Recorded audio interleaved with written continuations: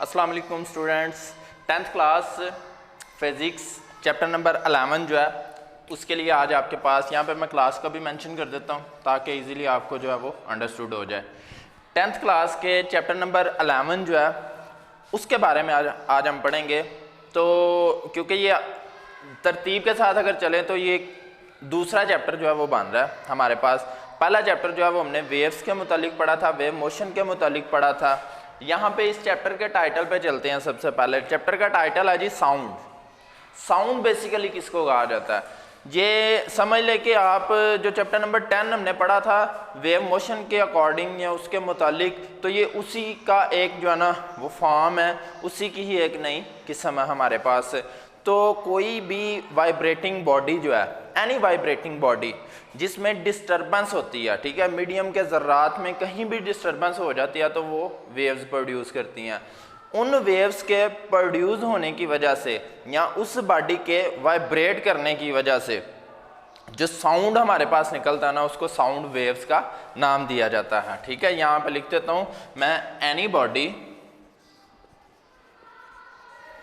Vibrate about it's mean position. कोई भी जिस्म जब वाइब्रेट करता है अपनी मीन पोजीशन के इर्द गिर्द तो क्या करता है जी, प्रोड्यूस साउंड। तो वो हमारे पास साउंड को प्रोड्यूस कर देता है। तो ये तो हमारे पास साउंड के मुतालिक हो गया। अब चलते हैं चैप्टरों के इंट्रो की तरफ। चैप्टरों के इंट्रो में हम डिस्कस करेंगे कि साउंड वेव्स को किस तरह से प्रोड्यूस किया जा सकता है। उसके लिए 2-3 ऑपरेटर्स है, एक्टिविटीज़ जिसको आप कह सकते हैं, वो यहाँ पे दी हुई हैं आपके सिलेबस में इस चैप्टर में। उसके बाद हम साउंड वेव्स की वो क्वालिटीज़ के बारे में बात करेंगे, उसकी लाउडनेस के बारे में बात करेंगे, उसकी पिच के बारे में बात करेंगे।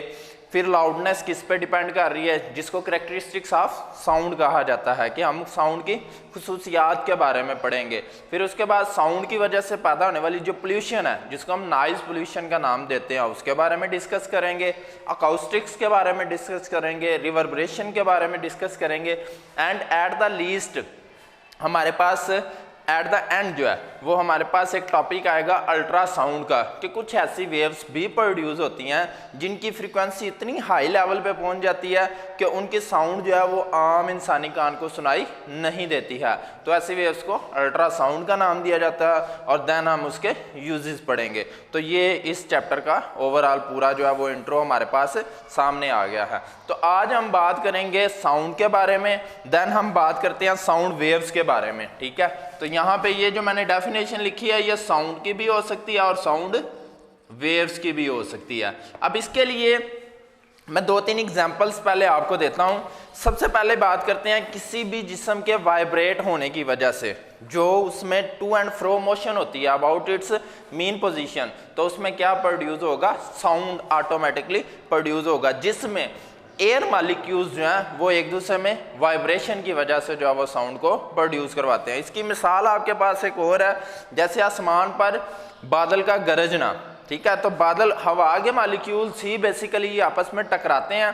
जब बहुत ज़्यादा फोर्स के साथ आपस में टकराते हैं तो उसकी वजह से साउंड जो है वो प्रोड्यूस होता है।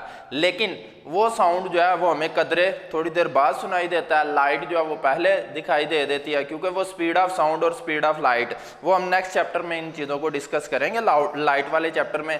फिलहाल हम साउंड के मुतालिक पढ़ रहे हैं तो हम साउंड को ही डिस्कस करते हैं। यहाँ पे आपके सिलेबस के अंदर जो है इसकी मिसाल उसने, जैसे मेरी आवाज़ आप तक पहुंच रही है तो मैं बोल रहा हूं तो मेरे अल्फाज जो हैं ये हवा के मालिक्यूल्स को टकराओ एक दूसरे में ट्रांसफ़र कर रहे हैं एनर्जी को एक जगह से दूसरी जगह जो है, जिसकी वजह से वो डिस्टर्बेंस जो है उसके मीडियम में पैदा होने की वजह से साउंड जो है वो प्रोड्यूस होता है। इसके अलावा स्टेथोस्कोप डॉक्टर जो है वो इस्तेमाल करते हैं साउंड की, या गिटार की एग्जांपल ले ली जाती है। गिटार की वो डोरी की स्ट्रिंग को जब हम प्लिक करते हैं तो उसका वो प्लिक करना और साउंड का प्रोड्यूस होना, वो डोरी की वाइब्रेशन जो है वो मुसलसल साउंड के प्रोड्यूस होने की वजह बन रही होती है।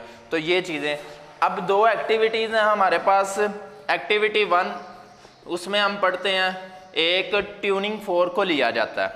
ठीक है जी, ट्यूनिंग फोर्क बेसिकली क्या होता है, यहाँ पे मैं लिख देता हूँ ट्यूनिंग फोर्क। ये हमारे पास जो है वो इस तरह का यहाँ पे मतलब हर जो है ना वो बुक के ऊपर डिफरेंट टाइप्स की इसकी डायग्राम्स हैं, लेकिन यहाँ पे मैं लिख देता हूँ इस तरह। इसकी दो शाखें जो है वो ऊपर की जानिब बनी होती है, एक बेस जो है वो नीचे की जानिब होती है, और ये एक मेटल का जो है ना वो बना होता है। अब बेसिकली इसका पर्पज़ क्या होता है, इसके साथ कोई भी रबड़ का जो है उसको बैंड को इसके साथ जब लगाया जाता है, ठीक है, इसके साथ हिट किया जाता है, हिट होने की वजह से क्या होता है, इसके मॉलिक्यूल्स जो हैं वो वाइब्रेट करते हैं। वाइब्रेट करने की वजह से क्या होगा, एक दफ़ा इसकी मोशन जो है वो मीन पोजीशन के इस तरफ होगी और दूसरी दफ़ा मीन पोजीशन के इस तरफ, यानी कि एक दफ़ा ये इस तरह से मूव करेगा और सेकेंडली हमारे पास जो है वो ये इस तरह से मूव करेगा। इट्स मीन्स कि ये अपनी मीन पोजीशन के इर्द गिर्द जो है वो मतवातर कॉन्सिक्वेंटली वाइब्रेट करता रहेगा। ठीक है जी। इसकी एग्जांपल के लिए मेरे पास यहाँ पर ट्यूनिंग फोक जो है वो मौजूद है, तो ये मेरे पास जो है ना वो 2 डिफरेंट साइज़ के ट्यूनिंग फोक्स जो है मैंने लिए हुए हैं। ठीक है, इसकी वाइब्रेशन को अगर फील करना चाहें तो मैं इनको आपस में हिट करता हूँ और इसकी वाइब्रेशन जो है वो उसको फील करता हूँ, तो ये वाइब्रेशन जो है ये मुसलसल साउंड की वजह से प्रोड्यूस हो रही है और मेरे हैंड्स जो हैं वो इसको फील कर रहे हैं। ठीक है, मैं थोड़ी देर के लिए चुप करता हूं ताकि आप इसकी वाइब्रेशन को मज़ीद जो है वो साउंड में अगर यहाँ तक जो है वो आप कैप्चर कर सकें तो फिर आप इसको समझ सकेंगे।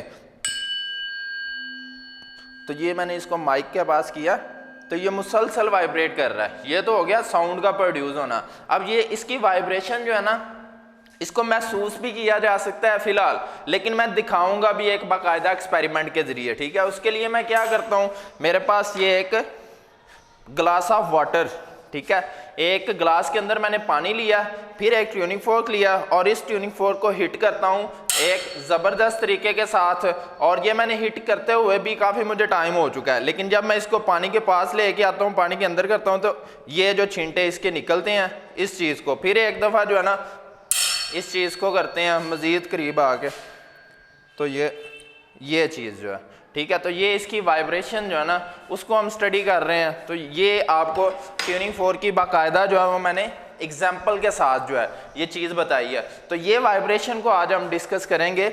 इस वाइब्रेशन को डिस्कस करने के लिए हमारे पास जो है वो हमने चैप्टर नंबर 10 जिन बच्चों ने उसके बारे में स्टडी किया होगा तो वो ये चीज़ को बखूबी वाकिफ़ होंगे। वहाँ पे हमने 2 नाम पढ़े थे, एक लफ्ज़ था कंप्रेशन और उसके बाद दूसरा लफ्ज़ था रेयरफैक्शन। आज फिर उसको डिस्कस करेंगे हम। तो कंप्रेशन क्या चीज़ होती है, ये यहाँ पे मैं बनाता हूँ।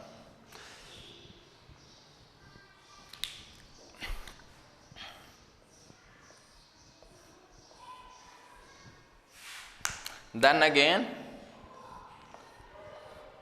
इस डायग्राम के मुताबिक आपको एक चीज़ तो अंडरस्टूड हो रही होगी कि जो ब्लैक लाइंस हैं उनकी आपस में मीडियम के ज़र्रात के दरमियान जो फासला है वो थोड़ा सा कम है, जबकि ब्लू लाइंस जो हैं उनमें फासला थोड़ा सा ज़्यादा है।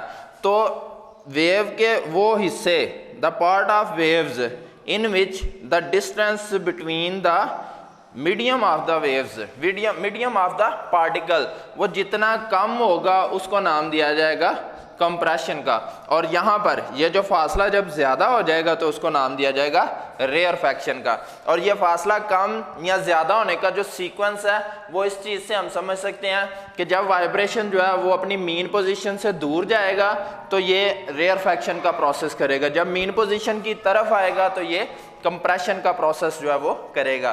तो ट्यूनिंग फोर्क की जो एग्जांपल है वो बेसिकली हमारे पास ये सारा मैंने इसमें डिस्कस करके बता दिया। आज हमने वाइब्रेशन के मुतालिक पढ़ा, साउंड की प्रोडक्शन के मुतालिक पढ़ा और इन चीज़ों को डिस्कस किया है।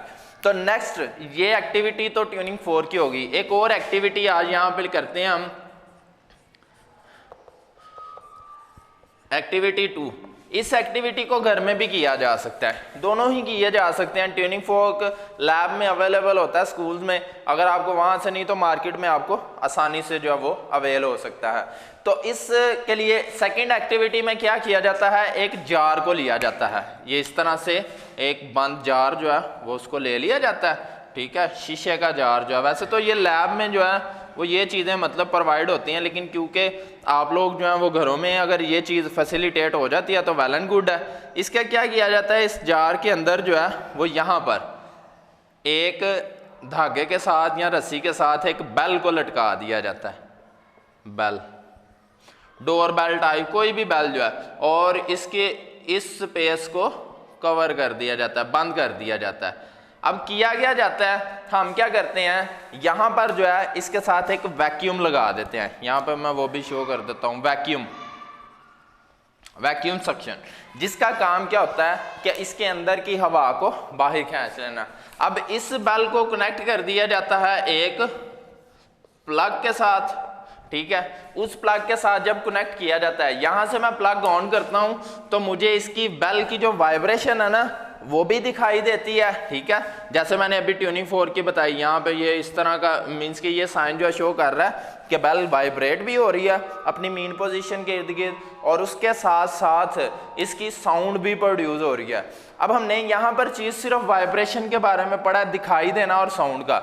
अब यहाँ पर ये चीज़ डिस्कस करने का पर्पज़ क्या है, पर्पज़ ये है कि हमें ये चीज़ श्योर हो जाए कि कोई भी वेव्स उनको ट्रैवल करने के लिए मीडियम की ज़रूरत लाजमी होती है अगर साउंड को प्रोड्यूस करवाना है। तो ऐसी वेव्स जिनको गुजरने के लिए मीडियम की ज़रूरत नहीं होती वो साउंड भी प्रोड्यूस नहीं करेंगे। तो साउंड वेव्स प्रॉपर ऐसी वेव्स हैं जिनको गुजरने के लिए बाकायदा तौर पर ट्रैवलिंग के लिए एक मीडियम दरकार होता है, और वो मीडियम जो है वो इस एक्सपेरिमेंट से हम देखेंगे, इस एक्टिविटी से देखेंगे कि हवा जो है वो बतौर मीडियम इसमें इस्तेमाल हो रही है। हमें जो आवाज़ सुनाई दे रही है, हम क्या करते हैं, इस वैक्यूम के जरिए से इसमें से एयर जो है उसको बाहर की तरफ निकाल लेते हैं।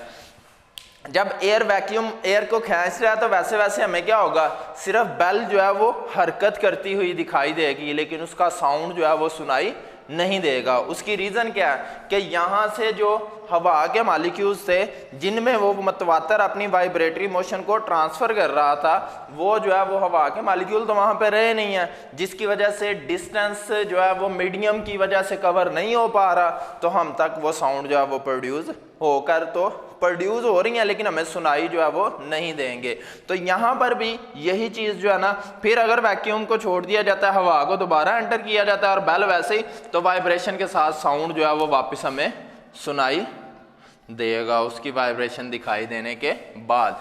और इसके बाद ये प्रोपेगेशन ऑफ वेव्स, ठीक है, उसको हम पढ़ते हैं, प्रोपेगेशन ऑफ वेव्स। तो प्रोपेगेशन ऑफ वेव्स बेसिकली ये एक शॉर्ट क्वेश्चन है जिसमें 2-3 डेफिनेशन है, ये मैंने ऑलरेडी डिस्कस कर दी हैं, एक कंप्रेशन की, एक रेयरफैक्शन की। अब इसके बाद एक कंप्रेशन से एक दूसरे कंप्रेशन तक का फासला, या एक रेयरफैक्शन से दूसरे रेयरफैक्शन तक का फासला जो है उसको नाम दिया जाता है वेवलेंथ का। ये हमने ऑलरेडी पढ़ा था चैप्टर नंबर 10 के अंदर। सिर्फ वहाँ पर क्योंकि वेव्स के मुतालिक पढ़ रहे थे तो उसको क्रस्ट और ट्रफ का नाम दिया था। अगर मैं इसको वेव फॉर्म में लेके आता हूँ तो जहाँ पर इन मॉलिक्यूल्स के दरमियान फासला ज़्यादा है ना, तो वो वेव्स अपवर्ड है मीन पोजीशन से, जहाँ पे कम है तो ये, फिर ये ज़्यादा हो गया तो ये इस तरह, और फिर ये कम है, और इस तरह ये अपनी मीन पोजीशन के इर्द गिर्द जो है वो मुसलसल वाइब्रेट करते रहेंगे मॉलिक्यूल्स जो हैं, और इस तरह ये क्रस्ट बनेगा। जहाँ पे कंप्रेशन है वहाँ पे क्रस्ट आ रहे हैं, जहाँ पे रेयरफैक्शन है वहाँ पर ट्रफ आ रहे हैं। तो एक the distance between two consecutive compression और rarefaction is called its wavelength, उसको नाम दिया जाता है उसकी वेवलेंथ का। सो स्टूडेंट्स, आज का हमारा टॉपिक जो है वो हम वाइंड अप करते हैं। अगेन जो है वो मैं लास्ट पे बता देता हूँ, आज हमने साउंड के मुतालिक पढ़ा है, साउंड वेव्स के मुतालिक पढ़ा है। साउंड वेव्स से रिलेटेड 2 एक्टिविटीज़ को यहाँ पे मैंने किया।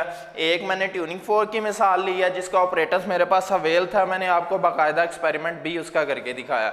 सेकेंड एक्टिविटी जो है वो एक जार को लिया जाता है, उसको बंद कर दिया जाता है और वैक्यूम सक्शन की मदद से उस होल से हवा को बाहर निकाल लिया जाता है, और बेल की वाइब्रेशन को भी देखा जाता है और साउंड को भी सुना जाता है, बसूरत देगर इसके कि अगर उसमें से हवा जो है वो ना निकली हो। अगर तो हवा निकली हुई या वैक्यूम के ज़रिए से निकाल दिया तो साउंड उसमें से सुनाई नहीं देगा, और अगर हवा उसके अंदर है तो साउंड, इट्स मीन्स के साउंड को ट्रैवल करने के लिए मीडियम की ज़रूरत लाजमी होती है। तो आज के लिए इतना ही था, मिलते हैं नेक्स्ट लेक्चर में इंशाल्लाह। अल्लाह हाफिज़।